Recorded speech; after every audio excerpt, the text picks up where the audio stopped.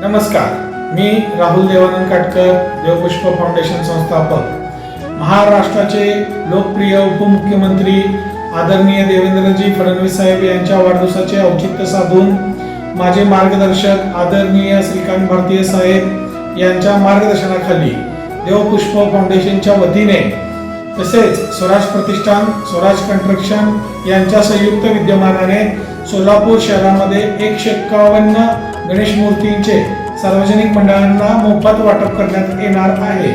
तरी सोलापूरमधील ठराविक भागामध्ये आम्ही हा मूर्ती वाटपाचा उपक्रम हाती घेतलेला आहे।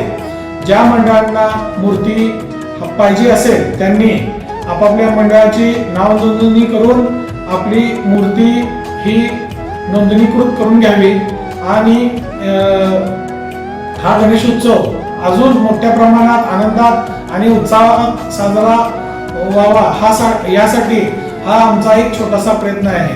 धन्यवाद।